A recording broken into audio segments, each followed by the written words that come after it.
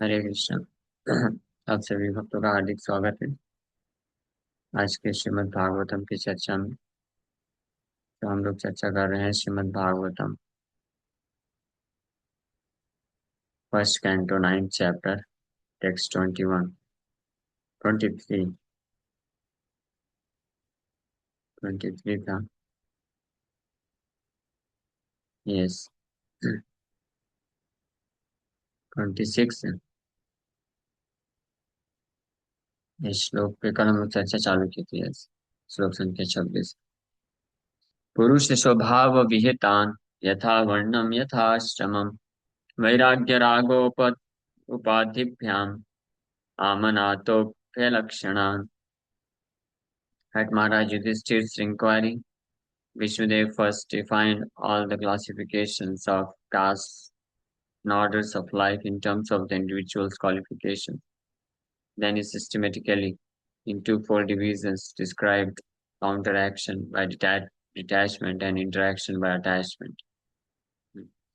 महाराज युधिष्ठिर के जिज्ञासा पे इंक्वायरी करने पे विश्वदेव सबसे पहले वर्णाश्रम व्यवस्था के बारे में शिक्षा देते हैं, उपदेश करते हैं। उसके बाद बहुत ही सिस्टमेटिक तरीके से कैसे ये जो उपाधियां हैं, संपूर्ण प्रकार की भौतिक उपाधियों के परे जा सकता है व्यक्ति वैराग्य के द्वारा और राग के द्वारा। राग अटैचमेंट फॉर कृष्णा एंड वैराग्य detachment from this material existence, sense gratification. इसका तात्पर्य हम लोग चालू किए थे पढ़ना। तो विश्व पितामह वर्ण और आश्रम के हिसाब से प्रत्येक वर्ण के व्यक्ति को किस प्रकार से कार्य करना चाहिए, क्या उसके कर्तव्य होते हैं, इसका वर्णन किए। और साथ ही साथ में सभी के लिए कॉमन शिक्षा देते हुए ये 9 चीजें जो फॉलो करना चाहिए व्यक्ति को, इसका वर्णन हम लोग कल श्रवण कर रहे थे। जिसमें से पहला है नॉट टू बिकम एंग्री। ये सबसे महत्वपूर्ण है। ये क्रोध को ना व्यक्त करना, क्रोध नहीं होना, क्रोधित नहीं होना। जो क्रोधित व्यक्ति है वो अपना सब कुछ नाश कर लेता है। ये कई जगह इसके शास्त्र में प्रमाण भी है। प्रभुपाद जी भी एक जगह लिखते हैं कि an angry person can not gate Krishna. जो क्रोधी व्यक्ति है उसको कृष्ण कभी नहीं मिल सकते। अगर यहाँ तक भी बताया जाता है, प्रमाण मिलते हैं कि किसी व्यक्ति में बहुत सारी योग्यताएं हैं, भौतिक रूप से भी और आध्यात्मिक रूप से भी बहुत योग्य व्यक्ति क्यों ना हो, अगर वो अपने क्रोध को कंट्रोल नहीं कर सकता है। और और स्पेशली वाणी जो है, क्रोध जो है वाणी के माध्यम से सबसे पहले प्रकट होती है, जीव से दूसरों को क्रोधित होकर के बोलना, अपमानित करना या अनावश्यक रूप से उनके दोषारोपण करना, ये सब क्रोध के लक्षण है। तो ऐसा व्यक्ति समस्त प्रकार की आध्यात्मिक योग्यता होने पे भी उसका पतन हो जाता है, वो आध्यात्मिक प्रगति नहीं कर सकता है। और भागवत तो इसमें अनेकों प्रकार के उदाहरण भी प्रस्तुत है। इसलिए बीस पितामह ये 9 चीजों में से सबसे पहला चीज लिखे कि व्यक्ति को क्रोधित नहीं होना चाहिए, झूठ नहीं बोलना चाहिए, धन संपत्ति को समान रूप से वितरित करना चाहिए, क्षमा कर देना चाहिए। And fifth, to beget children only by one's legitimate wife. Sixth, to be pure in mind and hygienic in body. Seventh, not to be inimical toward anyone. Eighth, to be simple, सरल होना चाहिए। And nine, to support servants and subordinates. तीनों की नौ जो चीजें हैं, इसमें हम लोग विस्तार से कल के क्लास में चर्चा किए थे। आप में से कौन कौन भक्त हैं जो इसको सुने थे कल? सुन पाए थे? ठीक है। बाकी भक्त लोग नहीं सुने थे। इसके ऊपर विस्तार से चर्चा, स्पेशली सरलता का अर्थ क्या होता है, टू बी सिंपल, और क्यों सरल होना चाहिए, इसके ऊपर भी हम लोग कल विस्तार से चर्चा किए थे। जो नहीं सुने हैं वो सुन सकते हैं, कल का लेक्चर यूट्यूब में है। So, one cannot be called a civilized person without acquiring the above mentioned preliminary qualities. ये जो 9 गुण हैं, ये एक सभ्य पुरुष, सभ्य व्यक्ति बनने के लिए जरूरी, अनिवार्य है। हाँ, और सभ्य व्यक्ति बनने के बाद फिर वो आध्यात्मिक जीवन में प्रगति कर सकता है। तो अगर ये क्वालिटीज नहीं है किसी के पास, तो वो एक सभ्य पुरुष भी नहीं कहलाता, सभ्य व्यक्ति भी नहीं कहलाएगा। आध्यात्मिक जीवन में प्रगति करना तो दूर की बात। One cannot be called a civilized person without acquiring the above-mentioned preliminary qualities. Besides these, the Brahmanas, the intelligent man, the administrative man, the mercantile community, and the laborer class must acquire special qualities in terms of occupational duties mentioned in all the Vedic scriptures. इसके अलावा फिर ये 9 जो qualities हैं, ये सबके अंदर होनी चाहिए, सारे मनुष्य में होना चाहिए, कॉमन है। इसके अलावा ब्राह्मणों के, फिर क्षत्रियों के, वैश्य के और शूद्र के, उनके उनके वर्ण के हिसाब से जो कर्तव्य बताए गए हैं और विशेष गुण बताए गए हैं वैदिक शास्त्र में, वो मस्ट, वो जो है वो व्यक्ति के अंदर होना ही चाहिए। और नहीं है तो उसको एक्वायर करना चाहिए, must acquire, otherwise he cannot progress in life. For the intelligent man, controlling the senses is the most essential qualification. और बुद्धिमान मनुष्य कहलाने के लिए ये एक महत्वपूर्ण गुण है कि must be controlling the senses the most essential qualification. अपने इंद्रियों को वश में रखना ये सबसे महत्वपूर्ण जो है गुण है, जो व्यक्ति बुद्धिमान कहलाना चाहता है मतलब ये नहीं है कि बुद्धिमान कहलाने का टैग प्राप्त करना चाहता है, ख्याति प्राप्त करना चाहता है। वास्तव में बुद्धिमान बनना चाहता है, तो क्योंकि एक बुद्धिमान व्यक्ति ही फिर आगे आध्यात्मिक प्रगति करने के लिए योग्य हो पाता है। हाँ, गीता में भगवान कई जगह बताए हैं कि बुद्धिमान व्यक्ति ही उनका भजन करता है, बुद्धिमान व्यक्ति ही उनको प्राप्त कर सकता है। आप में से कौन कौन है जो बुद्धिमान बनना चाहते हैं? हाथ ऊपर करिए। Yes, how many of you want to become intelligent? बुद्धिमान कौन कौन बनना चाहता है? बाकी लोग नहीं चाहते हैं? तो मैं पूछ रहा हूँ, साथ ही साथ में अटेंडेंस लेने के लिए। कौन कौन सुन रहा है अभी लेक्चर? हाथ ऊपर करिए।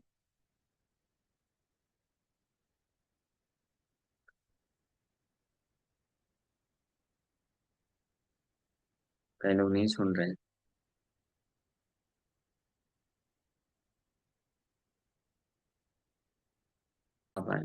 एनीवे, तो यहाँ पे हम लोग चर्चा कर रहे हैं, प्रभुपाद जी स्पष्ट लिख रहे हैं, अगर कोई अपने इंद्रियों को कंट्रोल नहीं कर सकता है, छोटी छोटी बातों में जो क्रोध है, गुस्सा है, उसको त्याग नहीं सकता है, तो कभी सभ्य नहीं बन सकता है।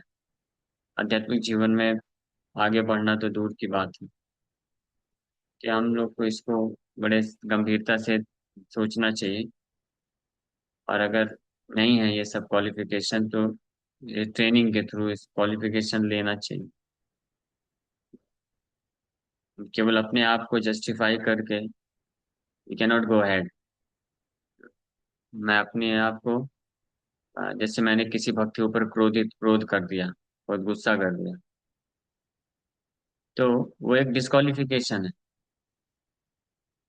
मेरा मेरे द्वारा अगर कुछ आचरण उचित नहीं है, शास्त्र के अनुसार नहीं है, तो वो डिस्क्वालिफिकेशन है, ये ध्यान रखना चाहिए। उसका जस्टिफिकेशन जो है वो वर्क नहीं करेगा। Justification will not make you to advance in spiritual life. केवल इस कारण से ऐसा ऐसा परिस्थिति था, ऐसा ऐसा इस भक्त ने मेरे साथ व्यवहार किया, इसलिए मैंने ऐसा किया। You have to control the senses and mind. For the intelligent man, controlling the senses is the most essential qualification.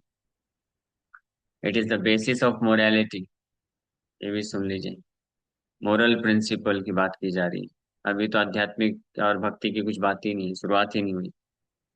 इस बेसिक ये भौतिक संसार में अगर कोई मोरल तरीके से यानी नैतिक रूप से आ, सज्जन कहला करके, भले ही तथाकथित सज्जन कहला कर रहना चाहता है, तो उसके पास भी इंद्रियों का संयम होना चाहिए। Sex intelligence even with a legitimate wife must also be controlled. पापा जी भी लिख रहे हैं, sex life even with one's own legitimate wife, this is also not to be uncontrolled,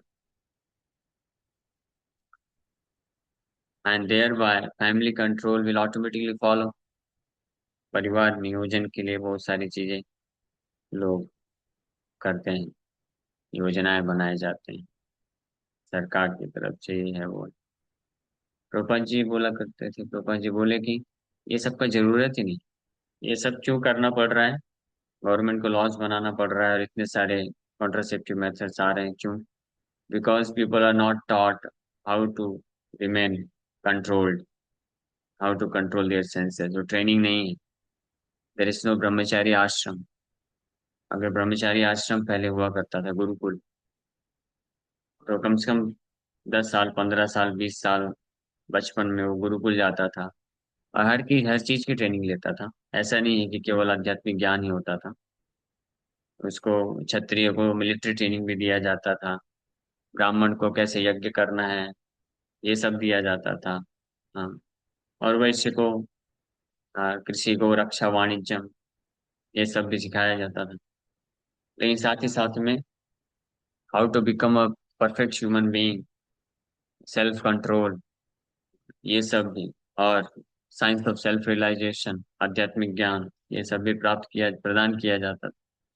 इसलिए जब वो व्यक्ति उस गुरुकुल से बाहर आता था, तो ऑटोमेटिकली उसके पास ये सेंस ऑफ रिस्पॉन्सिबिलिटी होती थी। जैसे आज के समय में ये हमारा रिस्पॉन्सिबिलिटी है, not to indulge in excessive sense gratification, that is also a responsibility। अपने आप को जो है भौतिक और आध्यात्मिक दोनों रूप से कैसे हम सुरक्षित रख सकें, कैसे हम अ, और शक्तिशाली बना सकें, ये भी रिस्पॉन्सिबिलिटी। जस्ट लाइक आज के समय में परिवार का कैसे अच्छे से पालन पोषण किया जा सके, अ, रहने के, खाने की, मेडिकल फैसिलिटी कितना अच्छे से हम अरेंज कर सके, एक रिस्पॉन्सिबिलिटी है। लोग इसमें बड़े एक्सपर्ट हैं, कर लेते हैं, करते हैं कहीं ना कहीं से। उसी प्रकार से हमारी एक ये भी responsibility, to follow the basics of morality, moral principles, और उसमें ये सेंस कंट्रोल सबसे इम्पोर्टेंट। लेकिन because of lack of training, training प्रशिक्षण ना होने के कारण आज अनफॉर्चुनेटली, दुर्भाग्यवश, ये जो मॉडर्न एजुकेशन सिस्टम है स्कूल कॉलेजेस में, ये केवल क्या सिखाता है, कैसे ज्यादा से ज्यादा पैसा कमाया जा सके, और कैसे जो मटेरियल रिस्पॉन्सिबिलिटी, भौतिक उत्तरदायित्व है, पालन पोषण अच्छे से कैसे किया जा सके, मेडिकल फैसिलिटी कैसे अच्छे से अरेंज किया जा सके, कैसे ज्यादा से ज्यादा इन्वेस्ट किया जा सके, पैसा बनाया जा सके, इसी के इर्द गिर्द है ना।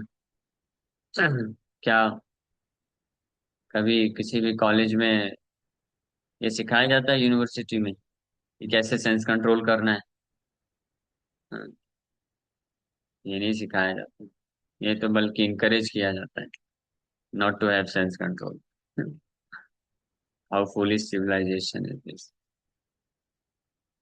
लोग का सबसे बड़ा दुर्भाग्य तो यह है कि पूरा समाज देख रहा है कि because of lack of sense control, इंद्रियों को संयमित न कर पाने के कारण, कैसे पूरा समाज जो है डिग्रेड हो रहा है, खत्म हो रहा है, प्रैक्टिकली बोल सकते हैं। खत्म हो रहा नहीं रहा, हो गया। स्पेशली जो बड़े बड़े सिटी हैं, खत्म हो गया। बहुत ही वेल सोफिस्टिकेटेड जो लोग हैं, किसी भी इंडस्ट्री में चले जाइए, फिल्म इंडस्ट्री हो या एजुकेशन इंडस्ट्री हो, बिजनेस इंडस्ट्री, बिजनेस हो, जॉब धंधे वाले हो, कॉरपोरेट हो, प्रोफेशनल वर्ल्ड हो, मीडिया हो, हर जगह ऑलरेडी बर्बाद हो गया है। हाँ, ये एक फैक्ट है। हाँ, कुछ दिन पहले एक व्यक्ति बता रहा था, सुन करके बड़ा आश्चर्य भी लगा, शौक भी हुआ, लेकिन शौक नहीं भी हुआ क्योंकि और क्या ही एक्सपेक्ट कर सकते हैं। ये आज की जो आधुनिक सभ्यता है, आधुनिक जो एजुकेशन सिस्टम, यही एक्सपेक्ट कर सकते हैं और क्या कर सकते हैं। ऐसी चीज बताया वो, इसका वर्णन भी नहीं किया जा सकता। He said almost everyone, to less or more degree, everyone has some illicit connection। और अलग अलग वैरायटी के कैसे कैसे होते हैं वो बता रहा था। मैं बोला बस बस, ये सफिशिएंट है। भागवत की शिक्षा के अनुसार ऑलरेडी पता चलता है कि वो जो नेचुरल टेंडेंसी है, प्रवृत्ति, लोके व्यवया आमिष मद्य सेवा, नित्यस्तु जंतु नहीं तत्र चोदना। नित्यस्तु जंतु, जंतु मीन्स कंडीशन, उनको जंतु बोला गया, पशु की तरह है व्यक्ति ये संसार में। जो बद्ध जीवात्मा है उसके लिए स्वाभाविक प्रवृत्ति है to have sex, to meat eat and intoxication. इसीलिए देखा गया है कि बहुत प्रोफेशनली और मटेरियली बहुत ज्यादा सक्सेसफुल होने के बाद भी ये तीनों चीजों को त्याग नहीं पाता है। क्यों? क्योंकि ट्रेनिंग नहीं है, वो सिखाया ही नहीं जा रहा है स्कूल कॉलेजेस में। लेकिन ये बहुत इम्पोर्टेंट है। और फिर बातें करते हैं कि जो संसार में तबाही चल रही है, कैसे उसको कंट्रोल किया जाए, और उसके लिए पीस कॉन्फ्रेंसेस करते हैं, अलग अलग प्रकार की योजनाएं निकालते हैं। क्या फायदा? जब कैंसर बढ़ रहा था तब तो उसको उपचार करने का तरीका अपनाया नहीं। अभी कैंसर जो है पूरे शरीर में फैल गया है, फाइनल स्टेज में है, और अब सब लोग सिर में हाथ रख करके विचार कर रहे हैं कि कैंसर को कैसे ठीक किया जाए। Forget it now. तो ये मॉडर्न सिविलाइजेशन।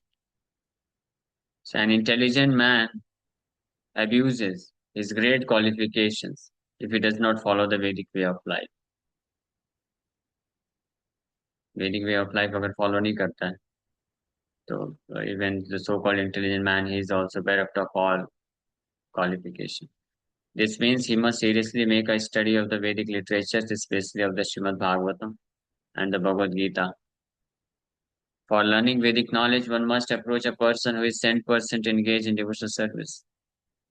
इसलिए कोई भी बुद्धिमान व्यक्ति है, उसको अभी तक जो हो गया।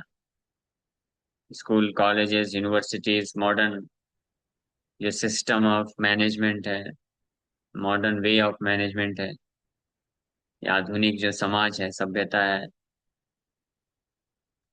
उसके जो अभी तक के लीडर्स हुए हैं, चाहे पेरेंट्स हों, टीचर्स हों, गार्जियंस हैं, पॉलिटिकल लीडर्स हैं, जो वो चीज प्रदान नहीं कर पाए जो एक वास्तविक मनुष्य कैसे बनना चाहिए। तो ऐसे, लेकिन अगर वो बुद्धिमान है, if he is somewhat intelligent, Prabhupada ji यहाँ पे बोल रहे हैं, he must seriously make a study of Vedic literature. खुद उसको फिर खुद से ही अटेम्प्ट करना चाहिए कि मैं खुद से श्रीमद् भागवत और भगवत गीता की शिक्षा को प्राप्त करूं और अब ट्रेंड हो जाऊं।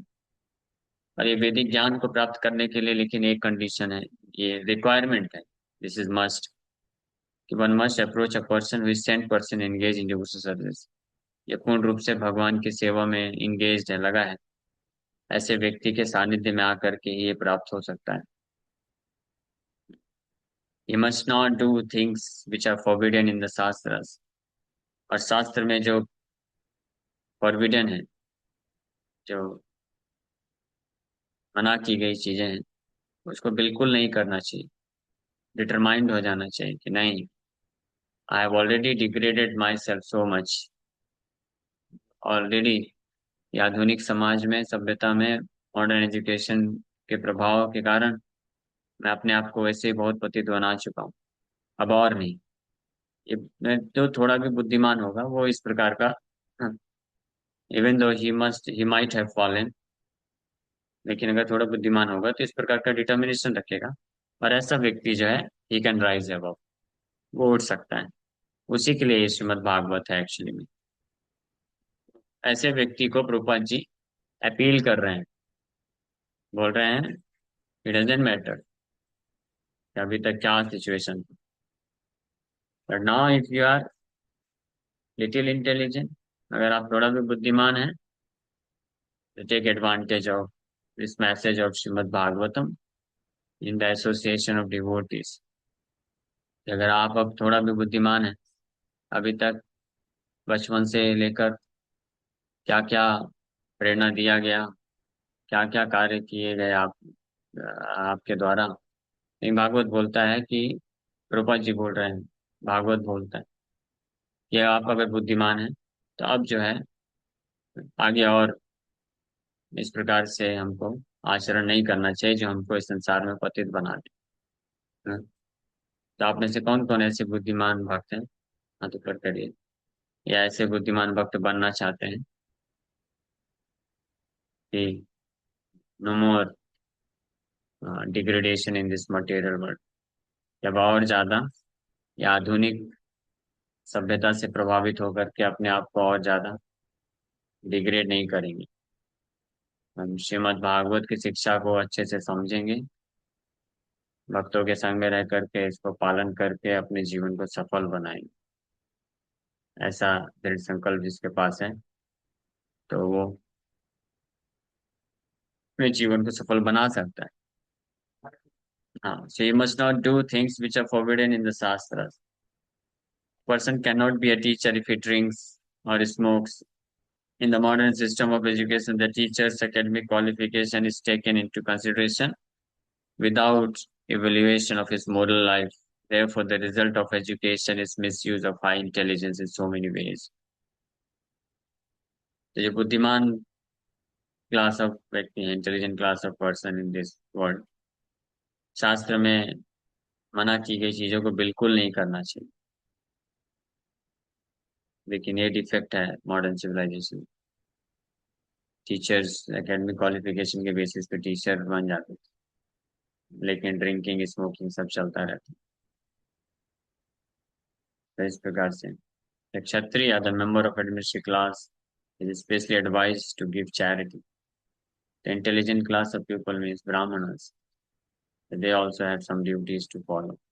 इसी प्रकार से क्षत्रिय, और इसी प्रकार से मर्चेंटल, वैश्य, एंड देन शूद्र, ये चारों क्लास का एक एक करके वर्णन आ रहा है।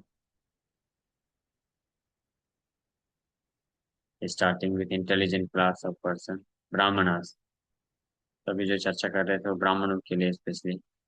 ब्राह्मण मीन्स केवल कास्ट के हिसाब से नहीं, इंटेलिजेंट क्लास ऑफ में उनका पूर्ण नियंत्रण होना चाहिए अपने सेंसेस पे। ओके, एक पे हम लोग विराम करते हैं, कल आगे चर्चा करेंगे इसके ऊपर। Thank you very much. Hare Krishna. किसी का कोई प्रश्न है तो पूछ सकते लेकिन प्रभु, हमको पहले से वो शिक्षा दिया नहीं गया है, तो हम कितना भी फॉलो करना ट्राई करते हैं, कभी कभी ऐसा होता है कि नहीं ये सही है या गलत है, मालूम नहीं पड़ता उस चीजों को करने के लिए प्रभु। तो उससे क्या करना चाहिए उसके लिए? हैं। उसके लिए प्रभुपाद जी बता रहे हैं कि अगर कोई इंटेलिजेंट है, भले ही अभी तक उसको ऐसा ट्रेनिंग या शिक्षा, प्रेरणा नहीं दिया गया कि जीवन में पूर्ण रूप से आत्मसंयम रखना चाहिए, आध्यात्मिक लक्ष्य को ही अपना एकमात्र लक्ष्य बना करके जीवन यापन उस उद्देश्य से करना चाहिए। अगर ये नहीं भी मिला है तो पापा जी बोल रहे हैं कि अब हमको खुद ही प्रेरित हो जाना चाहिए कि मैं जो भी आवश्यक योग्यताएं हैं वो अर्जन करूंगा कैसे भी। और उसके लिए ये भगवद गीता भागवतम ग्रंथ है, उसको बड़े अच्छे से इसको अध्ययन करना चाहिए। हाँ, किसी योग्य जो वैष्णव है उनके सानिध्य में आकर के, उनके संग में रह करके अच्छे से अध्ययन करना चाहिए, उसको फॉलो करना चाहिए, इस प्रकार से प्रेरणा मिल सकती है। जी प्रभु, हरे कृष्ण। हरे कृष्ण। यस, पलक हरे माता कृष्णा। जी।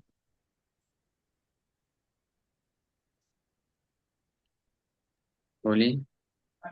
टीचर्स का जो सनातनी है और ये सारी चीजें स्प्रेड कर रहे हैं नास्तिकता, ये कहकर कि जब इंसान डरता है तो वो बाबाओं के पास जाता है, तो ये एक बिजनेस बन गया है।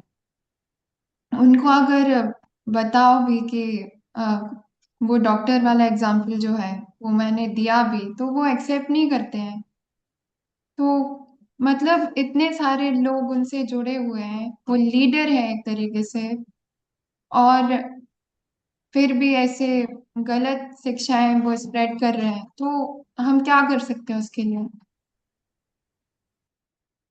हम जो सही शिक्षा है वो देने के लिए उत्साहित होकर के प्रयास कर सकते हैं। जिस प्रकार से गलत शिक्षा देने के लिए वो इतना उत्साहित, तो हमको सही शिक्षा देने के लिए डबल उत्साहित होना चाहिए, ताकि जो वास्तविक आध्यात्मिक ज्ञान लोगों तक पहुंचेगा तो लोगों की आंखें खुल जाएंगी। कुछ इंटेलिजेंट लोग तो होंगे ही ना।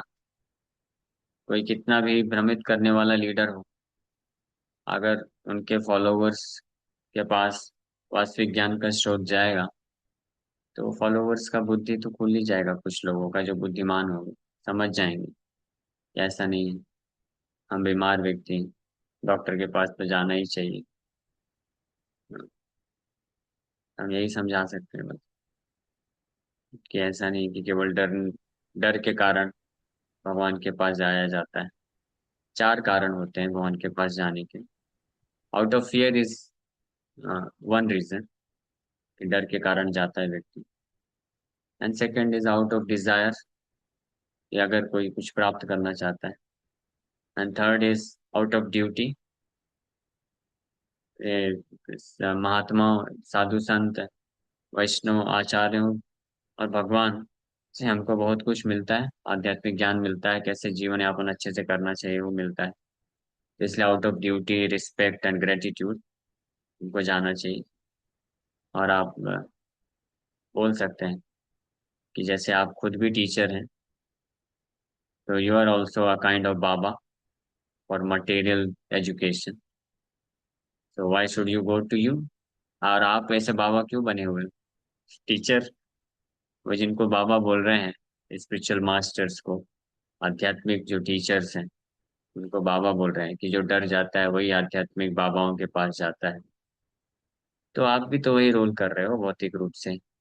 टीचर का रोल क्यों कर रहे हो? दूसरों को शिक्षा दे रहे हो। हाँ, जस्ट लाइक, इसी को कंट्राडिक्शन बोलते हैं।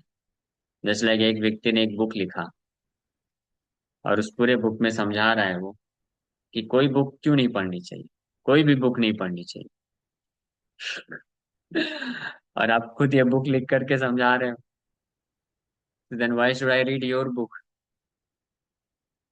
मैं आपका बुक क्यों पढूं? उसी प्रकार से वो खुद बाबा बन करके दूसरों को समझा रहा है कि बाबाओं के पास मत जाओ। हाउ कंट्राडिक्टरी इज दिस, और फुलिशनेस भी है। तो मुझे तो सुन के हंसी आ रही है। पता नहीं आप लोग इसको समझ पाए कि नहीं समझ पाए। तो उनके फॉलोवर्स को आप समझा सकते हैं कि देखो, वो आप लोगों को आध्यात्मिक शिक्षा लेने के लिए आध्यात्मिक बाबाओं के पास जाने के लिए मना कर रहा है, लेकिन खुद बाबा बन के बैठा हुआ है, आप लोग का गुरु बन करके आपको गाइड कर रहा है। हाँ, क्या गाइड कर रहा है? कि भगवान से जोड़ने वाले लोगों के पास मत जाओ, और खुद बाबा बन के, गुरु बन करके आपको भगवान से दूर कर रहा है। So what should you do? क्या करना चाहिए? ऐसे बाबा का आश्रय में जाना चाहिए? देखो, किसी न किसी बाबा के पास तो जाना पड़ेगा।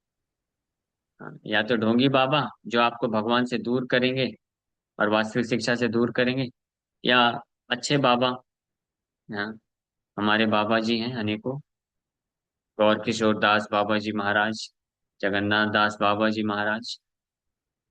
तो हम परफेक्ट बाबा जी महाराज के संप्रदाय में आते हैं। या कोई ऐसे ढोंगी बाबा जी महाराज के संप्रदाय में जाएगा तो नास्तिक बनेगा, अपने जीवन को व्यर्थ गवा देगा।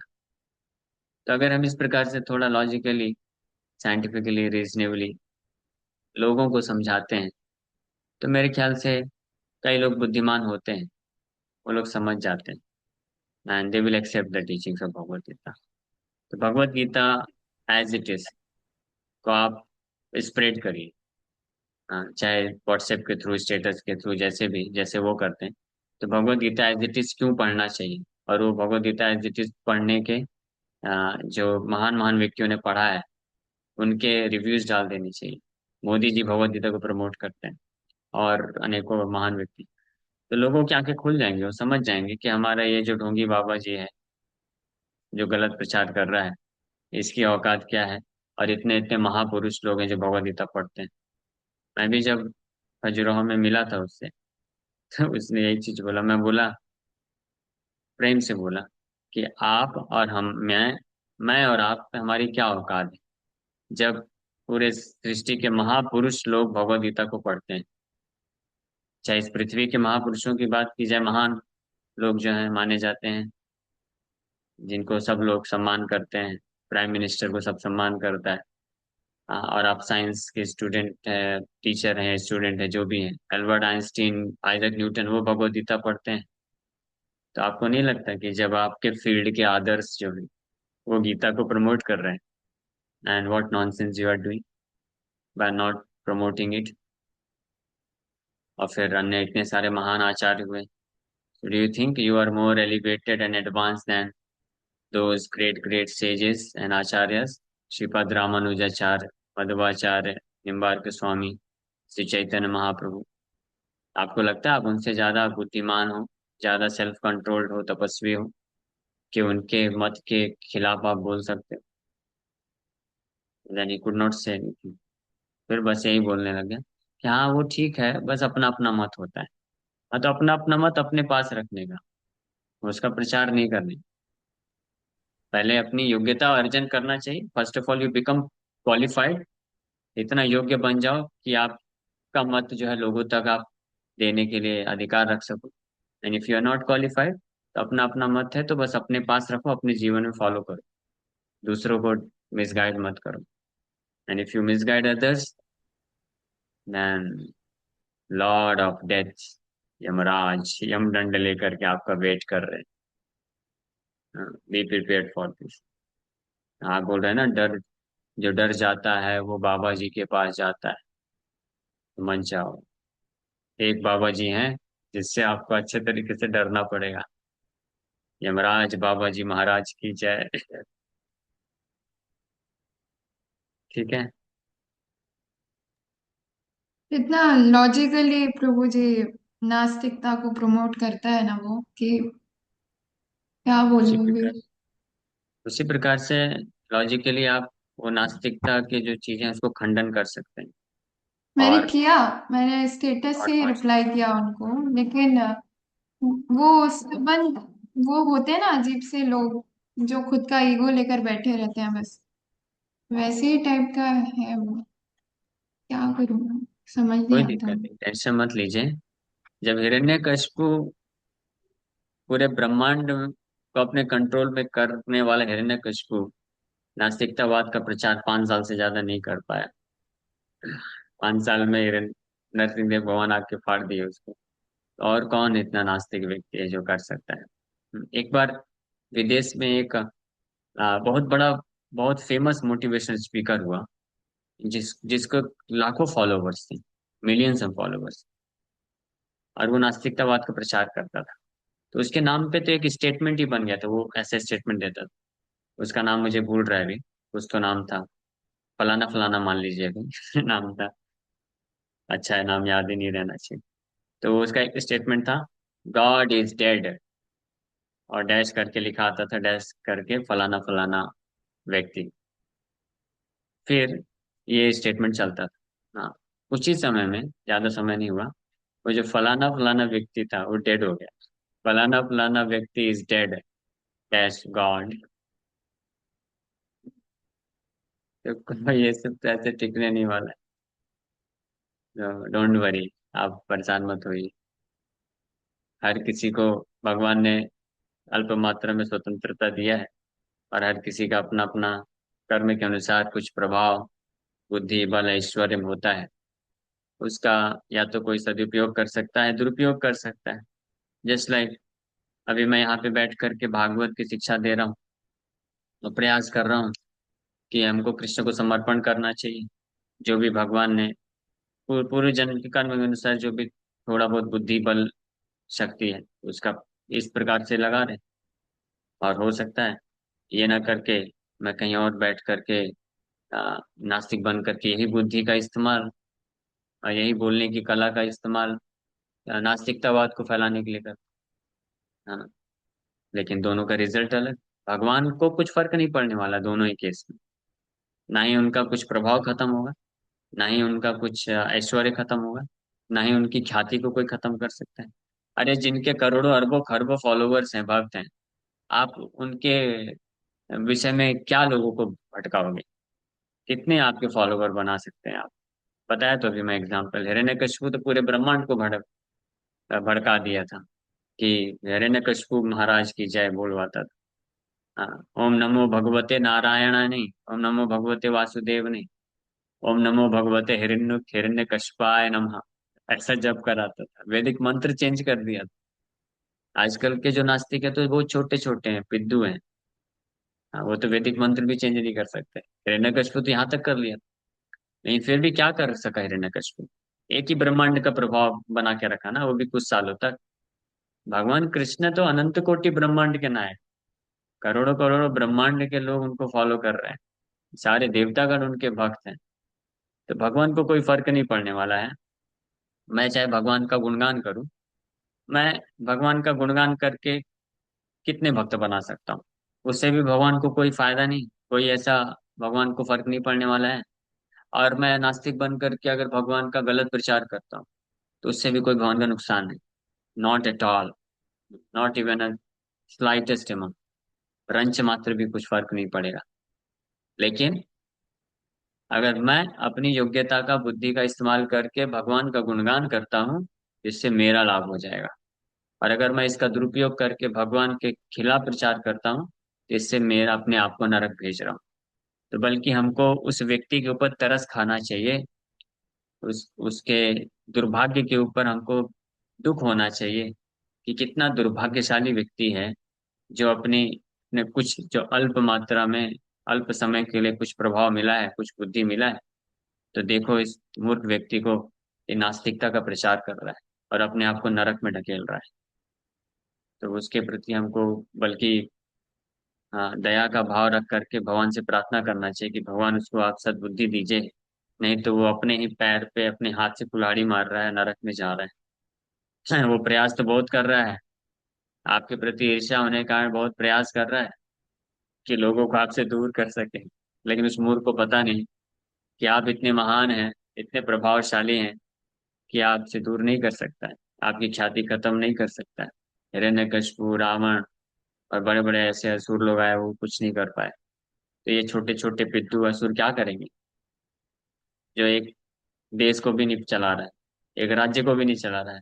एक छोटी सी सिटी में एक छोटे से स्कूल कॉलेज इंस्टीट्यूशन या कोई छोटा बहुत एनजीओ खोल करके बैठा हुआ है और सोच रहा है कि मैं सबको मैं नास्तिक बना दूंगा। Such a foolish insignificant attempt. ठीक है, तो we should not get affected, इससे हमको प्रभावित नहीं होना चाहिए। बट हमारे क्या है, मेरे पास जितना योग्यता है, बुद्धि है, बल है, मैं उससे प्रयास करूंगा कि लोगों को सही कन्विंस करने का कि भगवान को समर्पण करें। जो लोग एक्सेप्ट करते हैं वो भाग्यशाली हैं, जो लोग नहीं करते तो दुर्भाग्यशाली हैं। इसमें मैं क्या कर सकता हूँ? मैंने तो अपना अटेम्प्ट किया, 100 लोगों को मैंने प्रचार किया, 100 में से एक ही व्यक्ति जो है कृष्ण को स्वीकार किया, 99 लोगों ने रिजेक्ट कर दिया, कुछ ऐसे फूलिश लीडर्स के प्रभाव में आकर के। तो वो जो फूलिश लीडर है उसका भी दुर्भाग्य है, वो 99 लोगों का दुर्भाग्य है, और एक व्यक्ति का सौभाग्य है जिसने एक्सेप्ट किया कृष्ण के चरण कमलों। That's all. So we should be peaceful, हाँ। Yes yes bro.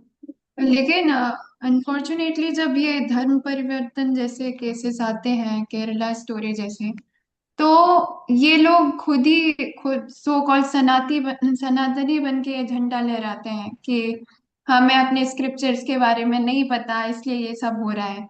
अभी पढ़ो तो तुम सही हो, तुम पहला ये सब रहे हो कि अपने स्क्रिप्चर्स बोगस हैं, उनका क्या प्रमाण है कि वो सच है कि नहीं? मतलब ये दोगलापन समझ नहीं आता मुझे, यही हाँ, सही कलयुग बात है है। शायद। हाँ, इसे कलयुग बोलते हैं। एनीवे, हम लोग अटेम्प्ट करते हैं। यस मुकेश, को जी आप कुछ ऐड करना चाहते हैं?